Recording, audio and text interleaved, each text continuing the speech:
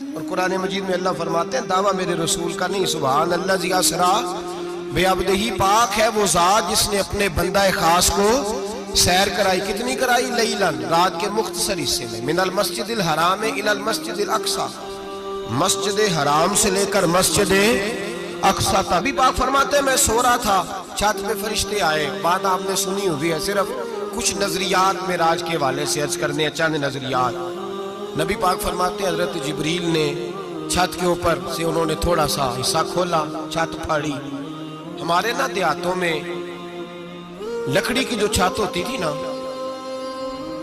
اس پہ ایک بندہ بھی اگر چلتا تھا نا تو گھر کے جو بزرگ ہوتے تھے کہتے تھے پتہ کرو چھت پہ بندہ ہے کوئی، ایک آدمی فٹافٹ بزرگ جاگ جاتے ہیں، کہتے پتہ کرو بھائی، بلکہ ساتھ والے کو آواز دیتے تھے، دروازہ کھولتے تھے، ہوتا تھا کہ نہیں ہوتا تھا؟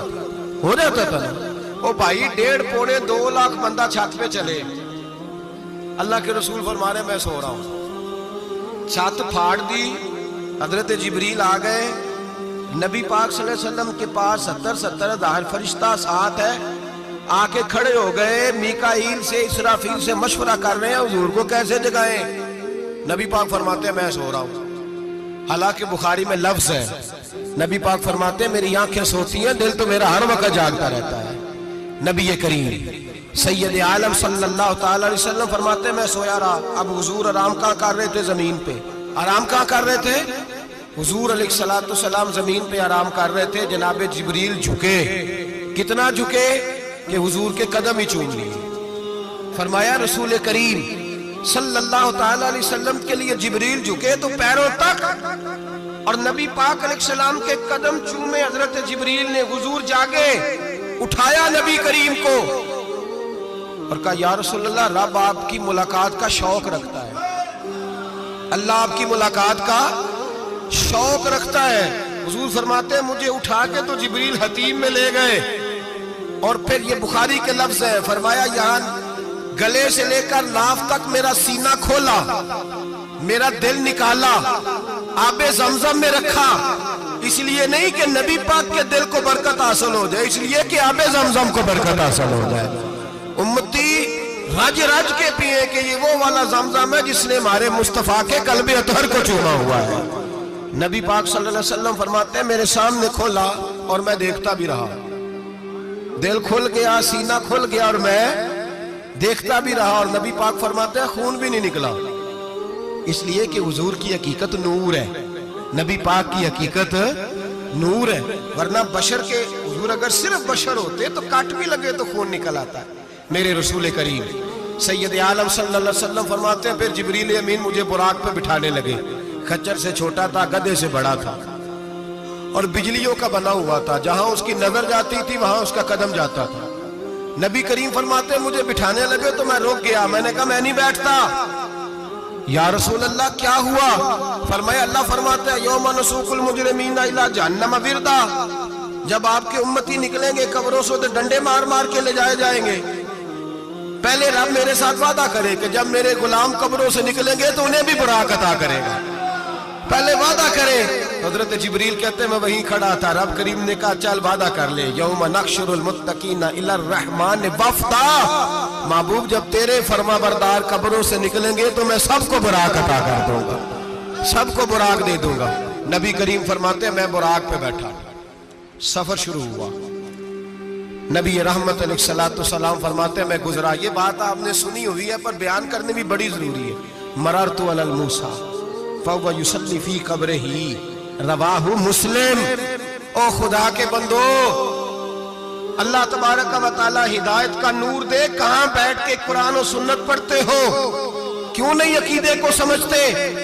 نبی کریم علیہ السلام نے فرمایا میں معراج کی رات گزرا، یہ سنی کان کھول کے سنے، دل کھول کے، صحیح مسلم کی حدیث، فرمایا میں معراج کی رات گزرا تو حضرت موسیٰ اپنی قبر میں کھڑے ہو کے نماز پڑھ رہے تھے۔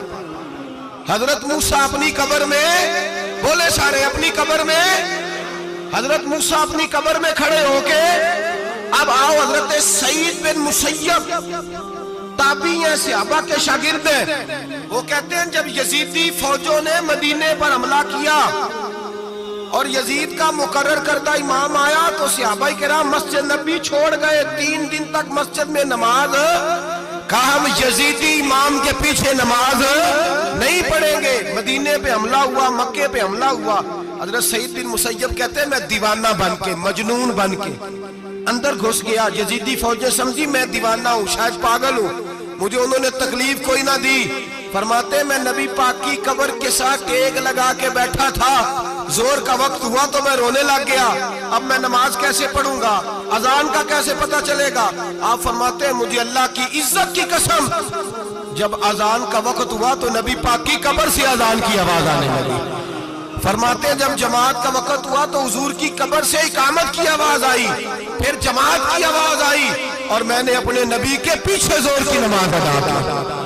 حضور کے پیچھے حضرت موسیٰ اپنی قبر میں نماز پڑھے، اور میرے رسول تو قبر میں جماعتیں کراتے ہیں، حضور جماعتیں کراتے، اور آپ فرماتے ہیں میں 3 دن مسجد، کان کھول کے دل کھول کے سنو، ہم نے کوئی ریڈی میڈ عقیدہ نہیں اپنایا، ہم کوئی دائیں بائیں سے پکڑ کے نہیں لے آئے کہ وہ فلاں آیا تھا بہت بڑا، اس نے جبہ کبہ پہنا تھا تو اس کے پیچھے لگ گئے۔ ہم کسی کو نہیں مانتے، ہم تو مانتے ہیں رسول اللہ کے غلاموں کو، ہم تو مانتے ہیں صحابہ کو۔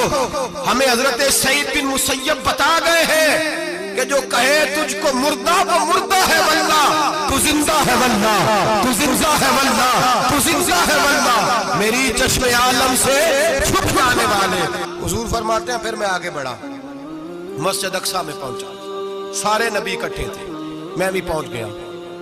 نبی پاک فرماتے ہیں حضرت جبریل نے اذان پڑھی، بڑا پیارا موضوع، اور یہ وہ والا موضوع ہے جس پہ اللہ بھی فرماتا ہے سبحان اللہ جی۔ کیا فرماتا ہے اللہ؟ کہنا ذرا، اور سب کا اپنا اپنا ذوق ہے نا۔ ہمارے استاد فرمایا کرتے تھے جب نبی پاک ساجد حج کے معراج کی رات چلے تو اللہ نے کہا سبحان اللہ۔ کیا فرمایا ہے؟ میں تو ان کا دیا کہ تیری اچھی آنکھوں پر جتے اللہ آنکھیں ہوتے تھے آکھنا چاہیے نا۔ کیا کہا اللہ کریم نے؟ محبوبہ سبحان اللہ، سبحان الذی اسرا بعبدہ۔ نبی کریم صلی اللہ تعالی وسلم فرماتے ہیں مسجد اقصیٰ میں پہنچا، اور جب میں پہنچا نا سارے نبی بیٹھے تھے۔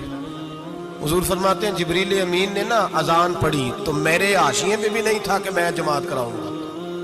یہاں لوگوں کو شوق ہوتا ہے نا آگے آگے، کہا میرے حاشیے میں بھی نہیں تھا کہ میں جماعت، میں تو پیچھے تھا، میرا دل تھا موسیٰ کرائیں گے، عیسیٰ کرائیں گے، ابراہیم خلیل اللہ کرائیں، یا حضرت آدم علیہ السلام سب کے باپ ہیں وہ کرائیں گے۔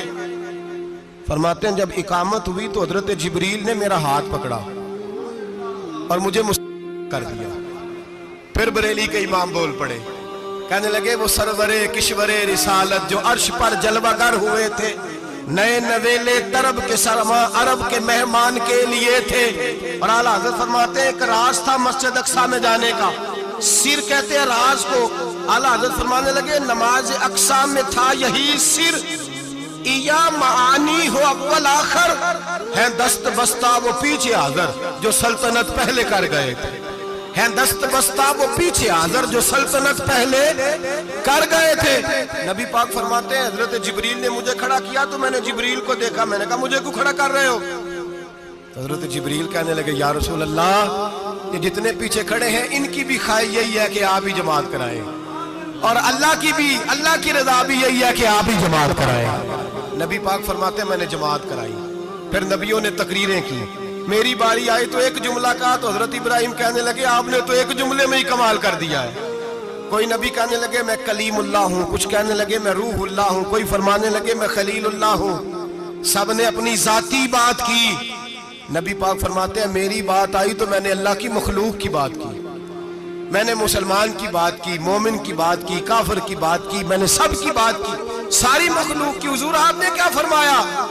نبی پاک فرمانے لگے میں نے کہا الحمدللہ الذی ارسلنی رحمت للعالمین، فرمایا اللہ کا شکر ہے اس نے مجھے ساری کائنات کے لیے رحمت بنا کے بھیجا ہے۔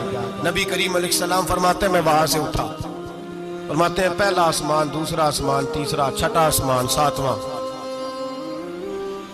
آسمان پہ بیت المعمور ہے، مومنوں کا کعبہ بیت اللہ زمین پہ، اس کے بالکل سیدھ میں 7ویں آسمان پہ بیت المعمور فرشتوں کا کعبہ۔ میں وہاں گیا تو فرشتے کہنے لگے مولا اپنے حبیب سے کہہ 2 رکعتیں ہمیں بھی پڑھا دے، 2 رکعتیں۔ نبی پاک فرماتے ہیں 2 رکعتیں میں حتیم میں کعبے میں پڑھ کے گیا، پھر 2 رکعتیں مسجد اقصی میں پڑھی، پھر 2 رکعتیں میں نے بولیے 2 رکعتیں بیت المعمور میں کس کو پڑھائی؟ فرشتے کون ہیں بولے؟ تو جو نوریوں کے بھی امام ہیں۔ مولوی صاحب بڑے پریشان ہو جائے، کہنے نور نہ آکھو۔ میں کہ نیریا تینوں کی تکلیف ہوندی ہے، تیرے اندر بھاری اندھیرا ہے، کیا تکلیف ہوتی ہے تجھے نور حضور کو کہنے میں؟ کس چکر میں تو الجھ گیا ہے؟ جس نے ساری کائنات کو نور دے دیا اس کو نور نہ کہے؟ جس کی برکت سے اللہ ہر ایک والا، حضرت فرماتے ہیں لا مکان تک اجالا ہے جس کا وہ ہے، ہر مکان کا اجالا ہمارا، ہر مکان کا اجالا، یہ دنیا میں جتنی بھی روشنی ہے یہ میرے رسول کے نور کی برکت سے روشن ہے۔ وہ کس قسم کی باتیں کرتا ہے؟ نبی کریم صلی اللہ تعالی علیہ وسلم فرماتے ہیں فرشتوں کی میں نے جماعت کرائی۔ اچھا جی، نماز کس دن فرض ہوئی؟ فرض کس دن ہوئی؟ حضور تو نماز لینے جا رہے تھے تو یہ رستے میں پڑھاتے ہوئے بھی جا رہے ہیں۔